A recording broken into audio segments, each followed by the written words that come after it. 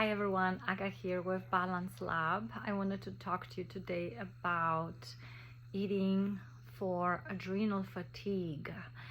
And we'll talk a little bit about supplementation, how to replenish your adrenals, because if you are suffering from high cortisol, poor sleep, mood swings, mood instability, irritability, you might not realize that there is a strong correlation between childhood trauma, adverse childhood experiences, or overall, adverse experiences in life, and cortisol spikes that are throwing off your circadian rhythm. And you might be conscious about your diet, eating clean. However, when we're operating on high cortisol, we are depleting our B complex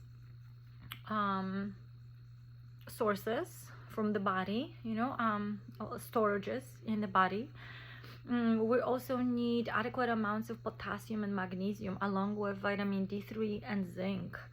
Supplementation will help you greatly, although if you're still consuming processed food, sugar, starches, these are not made for human consumption, and they will block absorption of those minerals and nutrients that you need in order to regulate your hormonal levels. So it's important that if you are having sleep issues, if you went through a stressful event. I recently was attacked by a student. It definitely threw my cortisol out of balance.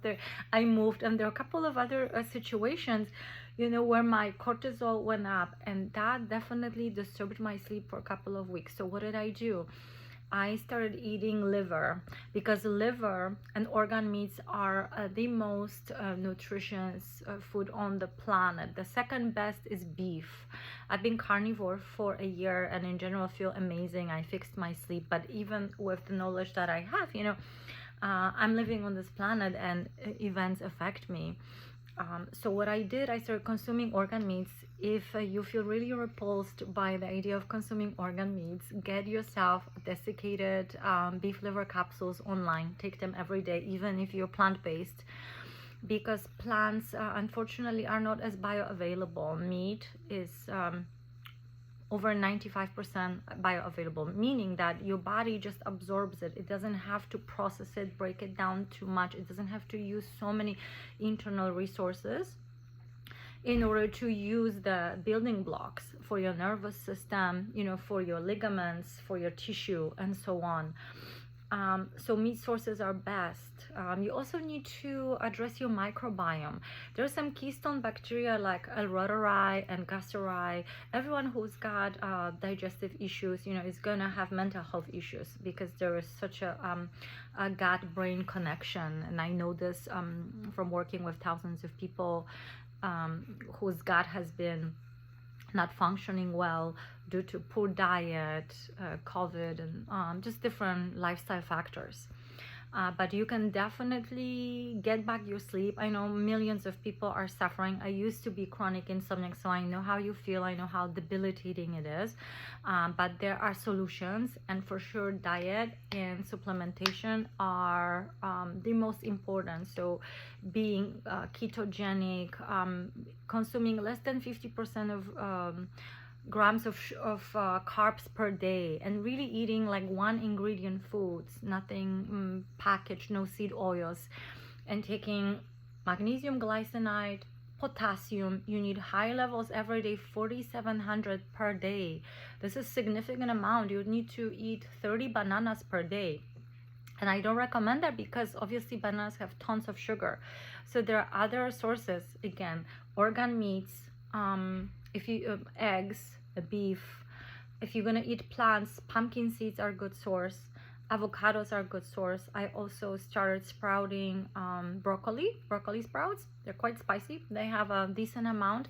And moringa is very good source. You just take a few tablets a day, and it has high level of potassium. So that's how you can replenish your adrenals, so you can stay calm in situations of stress. Unfortunately, I see it all the time. You know, I work with children that have special needs. Well, their microbiome is completely off, their digestion is off, obviously they are brain fog, they don't speak well. But also the staff that I observe at school, you know, I live in LA and I use e-bike, and people are using scooters and different things to get to work. And there's this young man who works in the same classroom, and he just had like a second in 1 week accident with you know, with a car. There was some collision, and his cortisol was definitely off, and I gave him some tips, but I don't think he listened, because a lot of people don't invest in their food. They think that it's okay to eat processed or cheaper quality food.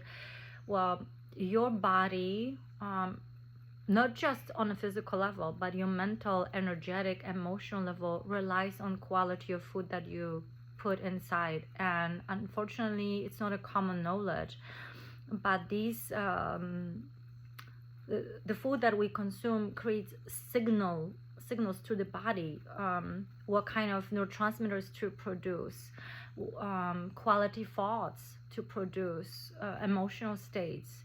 All of it is tied to food. Of course, it's not everything, because if you have history of unprocessed trauma, you're going to have susceptibility to cortisol spikes, and it's important to recognize that and then address the root causes.